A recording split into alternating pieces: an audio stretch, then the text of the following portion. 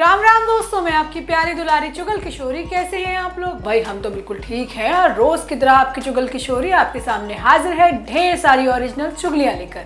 आज अनुपमा ने दीपू का दिल तोड़ दिया है, लेकिन दोस्ती का रिश्ता बरकरार रखा है, क्योंकि दीपू ने इतनी सादगी से अनुपमा को अपने दिल की बात बताई है कि अनुपमा को बुरा ही नहीं लगा। लेकिन अब अमेरिका की मीडिया अनुपमा की पर्सनल लाइफ का चीरहरण करने वाली है। वहीं ये रिश्ता क्या कहलाता है में अभीरा झूठ बोलकर सबकी बुरी बन गई है, लेकिन आगे आने वाले दिन अभीरा पर भारी हैं, क्योंकि विद्या तो अब रूही की शादी अरमान से करवाने पर तुली है। हालांकि इसको लेकर दादीसा ने अभी तक कोई फैसला नहीं सुनाया है, लेकिन अब अभीरा का क्या होगा, क्योंकि रूही का सपना तो पूरा हो रहा है। वहीं गुम है किसी के प्यार में हटने की वजह से सभी की वापसी दोबारा भोसले परिवार में होने वाली है और खुद ईशान उसे अपने साथ लेकर जाने वाला है। अब ये तो थी मोटा मोटी जानकारी, लेकिन पूरी जानकारी के लिए रोज की तरह आपको हमारा शो देखना होगा। तो चलिए बिना देरी के पहले अनुपमा के सेट पर चलते हैं और जानते हैं कि आज के एपिसोड में क्या खास देखने को मिलेगा। अनुपमा में आज का एपिसोड काफी अच्छा रहा, क्योंकि लंबे इंतजार के बाद दीपू ने अनुपमा को प्रपोज कर ही दिया है, लेकिन मर्यादा के साथ। लेकिन इसी के साथ अनुज के तोते उड़े हुए हैं कि कहीं अनुपमा ने हाँ तो नहीं कर दी। अब वो बेचैनी में घर में टिक ही नहीं पा रहा। तो वहीं दूसरी तरफ शाह परिवार में अनुपमा की वजह से हंगामा हो रहा है। लेकिन आज होता ये है कि डिम्पी बहुत खुश है, क्योंकि भाई टीटू से उसका शादी करने का सपना पूरा हो रहा है। लेकिन पाखी डिम्पी की खुशी देखकर खुश नहीं है। वो कहती है कि सारे मर्द तो भाई एक जैसे होते हैं और ये प्यार सिर्फ 4 दिन का होता है। लेकिन काव्या उल्टा पाखी को सुना देती है, जिसके बाद वनराज हंगामा कर देता है, क्योंकि उसे पता चल चुका है कि भाई अनुपमा ने तोशु को वेटर की नौकरी दी है अपने ही होटल में। लेकिन अब बापूजी का कहना है कि जैसी तोशु की हरकतें हैं ना, तो उसे जेल में होना चाहिए। अनुपमा ने कम से कम उसे नौकरी तो दी। लेकिन वनराज इस बात से खफा है कि भाई उसका बेटा किसी के झूठे बर्तन नहीं धो सकता। वहीं दूसरी तरफ दीपू अनुपमा को मौका देखकर अपने दिल की बात बता देता है।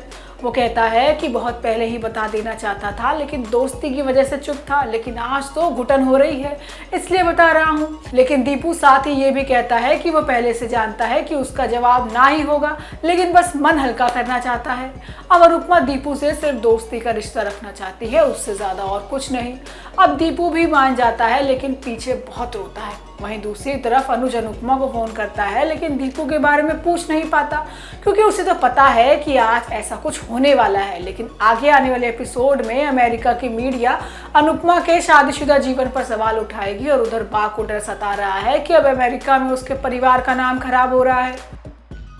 वहीं ये रिश्ता क्या कहलाता है में रूही की मुराद भगवान ने सुन ली है, क्योंकि अब उसकी अरमान से शादी होने जा रही है और शादी की पहल भी की है विद्या ने। तो वहीं दूसरी तरफ अरमान विद्या की बात टाल नहीं पाएगा, लेकिन अभी तक बाकी घर वालों तक ये बात पहुंची नहीं है। वहीं अभीरा सबकी नजरों में बुरी बन गई है, क्योंकि भाई उसने कोर्ट में झूठी गवाही दे दी है और अरमान उससे झूठ बोलने की वजह पूछ रहा है।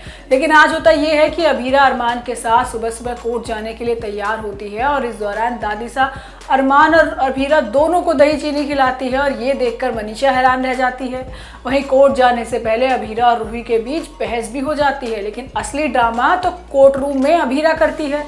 अब कोर्ट में पहले अरमान गवाही देते हुए बोलता है कि उन दोनों की शादी जबरदस्ती नहीं हुई थी, लेकिन अभीरा इस बात को गलत बताती है। अभीरा अपनी और अरमान की शादी को जबरदस्ती वाली शादी बताती है और कहती है कि युवराज की वजह से उन दोनों ने जबरदस्ती शादी की थी। अब ये सुनकर अरमान कोर्ट में ही भड़क जाता है, जिस वजह से जज अरमान और अभीरा को दूर कर देते हैं। इसके बाद अरमान रास्ते में भी अभीरा से कई सवाल करता है, लेकिन अभीरा किसी बात का कोई जवाब नहीं देती। अब अरमान को लग रहा है कि मना करने के बाद भी अभीरा ने हमारे रिश्ते का मजाक बना दिया। वहीं दूसरी तरफ माधव को भी यकीन नहीं हो रहा है कि अभीरा ऐसा कैसे कर सकती है। अब वो भी अभीरा से सवाल करता है, लेकिन अभीरा माधव से बदतमीजी करती है। लेकिन माधव को पता है कि अभीरा कुछ तो है जो छिपा रही है।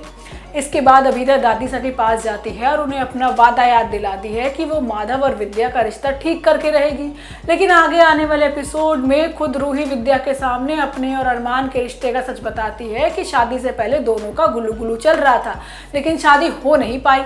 अब विद्या खुद दादीसा से रूही और अरमान के रिश्ते की बात करती है, लेकिन इसके लिए अभी मनीष भी तैयार नहीं होने वाला। वहीं गुम है किसी के प्यार में ईशान का एक फैसला रीवा और सभी दोनों की जिंदगियों का फैसला करने वाला है। अब ईशान हरनी के लिए एक बार फिर रीवा को धोखा देने वाला है। वो नहीं चाहता कि भाई हरनी दोबारा मौत के मुंह में पहुंच जाए, क्योंकि डॉक्टर ने तो साफ कह दिया है कि हरनी फिलहाल कोई तनाव नहीं ले सकती। लेकिन आज होता यह है कि अपनी बहन को ठीक देखकर सभी बहुत रोती है और हरनी से बातें करती है।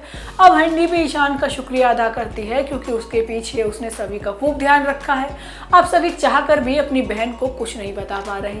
हरनी सभी से शादी को लेकर भी कई सवाल करती है, लेकिन सभी का मुंह तो बंद है। वहीं रीवा घर में सबको बताती है कि ईशान सभी के साथ है।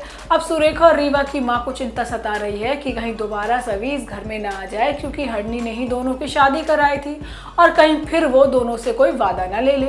अब बेचारी रीवा अकेले में खूब रोती है, क्योंकि उसे कुछ देर तक पहले तक अपना प्यार अपने पास था, लेकिन अब एक पल में ही सब कुछ बदल गया। वहीं दूसरी तरफ सभी हरनी और खुद का रहने का इंतजाम करती है, लेकिन ईशान मना कर देता है और कहता है कि इस वक्त सच बताना सही नहीं होगा। लेकिन सभी नहीं मानती है और कहती है कि वो नहीं चाहती कि घर में इस बात को लेकर बवाल हो। अब ईशान खुद भोसले परिवार में सबको सच बताने वाला है, लेकिन इसके साथ ही रीवा का दिल भी तोड़ने वाला है, क्योंकि भाई दोनों की सगाई होते होते रह गई और रीवा को अभी भी लग रहा है कि उसके और ईशान की सगाई हो सकती है। तो दोस्तों, ये तो थी आज के तीनों सीरियल की पूरी जानकारी। आपको हमारा शो कैसा लगा हमें लाइक कमेंट करके जरूर बताइएगा, और अगर आपने हमारे चैनल को सब्सक्राइब नहीं किया है तो यहाँ से वो भी कर लीजिएगा। हम आपसे फिर मिलने आएंगे इसी समय पर नई जानकारी के साथ। राम राम।